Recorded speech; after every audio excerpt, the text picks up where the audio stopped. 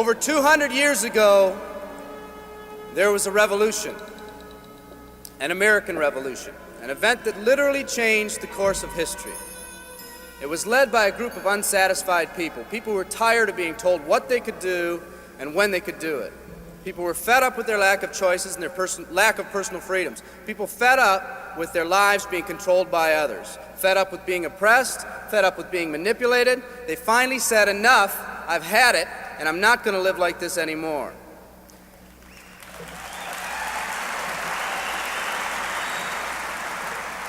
Our ancestors were people that took full responsibility for what happened to them. It was that spirit that ignited a country and formed what is now a giant in the free world. I have a question for you. Where's that spirit today? It's time for another revolution. Let me explain one of the laws of the universe. It's called the law of use, and it says simply this: whatever you don't use, you lose. Lack of use causes loss. Ambition unused declines. Faith unused decreases. If you don't use your skills, you lose your skills. If you don't use your freedom, you lose your freedom.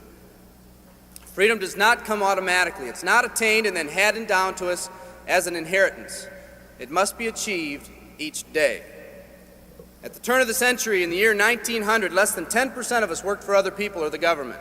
Over 90% of us were self-employed. We were an independent people. In 1980, only 80 years later, over 90% of us worked for the other people or the government. Less than 10% of us were self-employed. We changed from an independent people to a dependent people. We'd slowly shifted from a people who took full responsibility for everything that happened to them to a people who've become talented and practiced at the art of blaming others for their problems.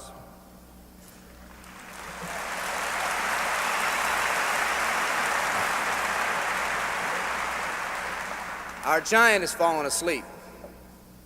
Our forefathers didn't say, "Who's going to take care of me?"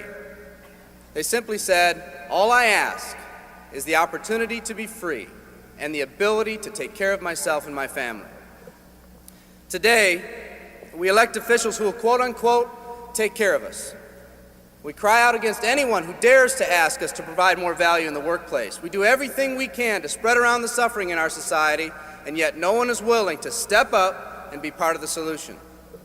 We've slowly changed from a society that compensates based on value to a society that compensates based on entitlement and seniority. What we've come to believe is our due. We act as if someone actually owes us a living. Part of this change is due to the dramatic rise of conformity in our society. We're all taught to conform. Incredible pressures are put on us every day to do things, quote-unquote, the right way. And yet no one asks the question, is this really the right way? A man once said, "I'm just a collection of mirrors reflecting what everyone expects of me."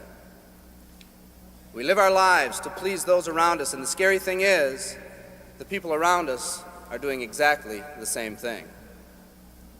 Psychologist Rollo May calls us outer-directed people. We don't act, we only react. We seek not to be outstanding, but to fit in. We're able to respond, but not to choose.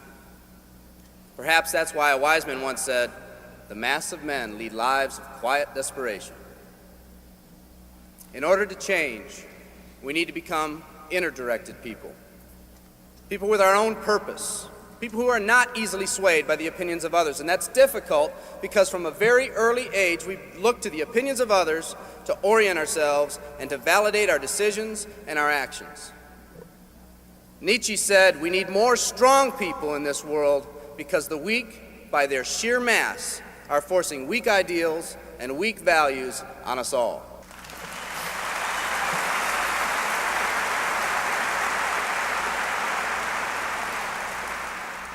Today's massive social and economic changes are waking this slumbering giant.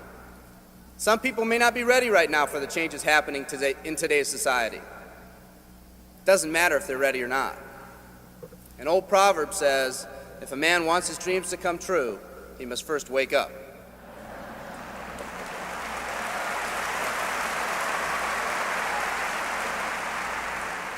I, for one, am glad for the radical changes in our society because I believe that within that crisis, we will find that independent spirit that once pioneered this country.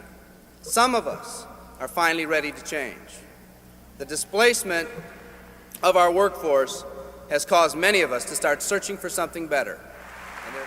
Moving products and moving services is our business and our goal, but what we are becoming in the pursuit of that goal is a larger and much more important issue.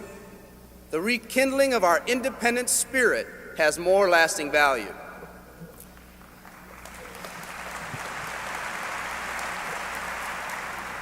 There's no more noble a business than the business that encourages the development of people.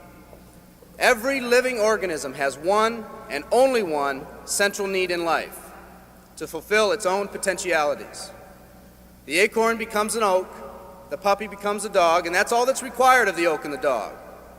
But the human being's task in fulfilling his or her nature is much more difficult. The reason is, unlike any other living creature on this planet, you've been given the dignity of choice.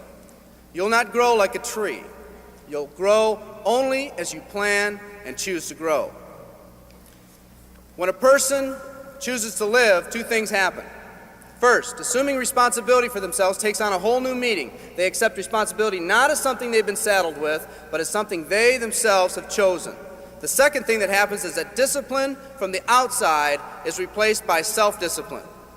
They accept discipline not because it's commanded, because they themselves have chosen what they want to do with their lives.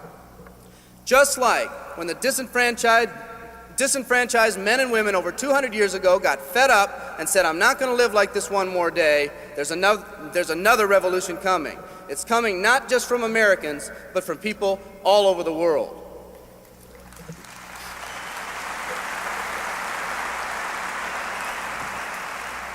It's coming from people who've been oppressed in meaningless jobs, from people who've been unjustly held back, from people who've been slighted or ignored, from people who've had their hopes crushed time and time again by the circumstances around them, from people who've been playing in a game where the rules weren't the same for everyone, from people whose dreams have almost died by the methodical dripping of negative and pessimistic forces, people who've just been waiting for the right opportunity to present itself, an opportunity that they could hold on to, believe in, a place where people believed in them. I hear the rumbling of this coming revolution every day. The old rules are changing, and society is finally ready for that change. Will people try to persuade you not to rise up? Yes, they will, and sometimes with the best of intentions. But we must fight anyone or anything that tries to influence us against our freedom. And they'll try. Believe me, they'll try.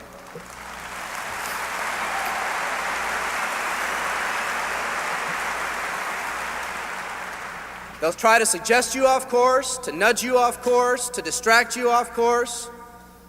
There's another revolution coming, and it's going to be led by a group of unique and courageous people like you.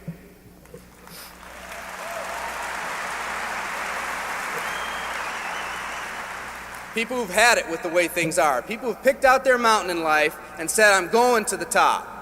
And if someone tells you you can't climb mountains, you don't have any experience. You tell them, "I'm going to the top."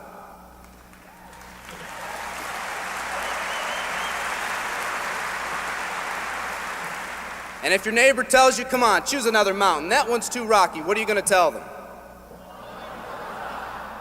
And if someone tells you, "Let's go over here where it's not so steep," what are you going to tell them? And if someone says network marketing, what are you going to tell them? And if your friend tells you, "Come on, let's climb this one, that one's too slippery," what are you going to tell them?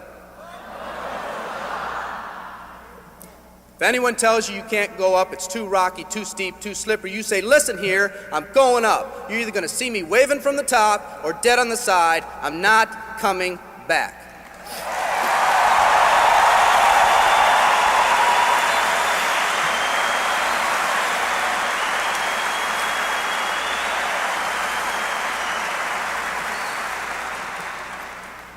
There's something about the do-or-die attitude. It's almost like when someone has a do-or-die attitude, time, fate, and circumstances seem to get together, have a hasty conference, and say, they say they're going to do it or die. We might as well let them have it.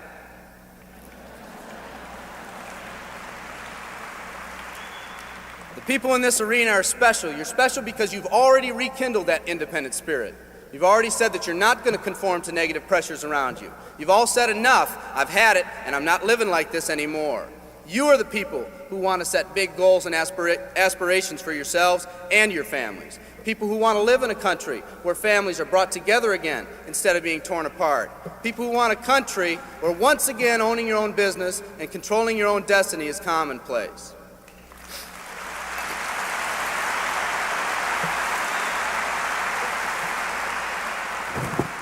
People who want a country where every man, woman, and child is treated with equal respect and dignity.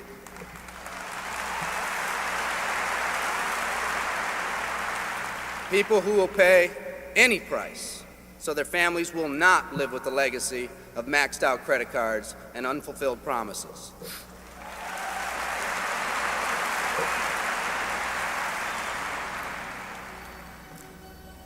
Today, we stand at the genesis of a new revolution, and people like you are going to lead it. Theodore Roosevelt said these words decades ago, and I think they're particularly appropriate today. He said, "We see across the dangers of the great future, and we rejoice as a giant refreshed. The great victories are yet to be won, the greatest deeds yet to be done.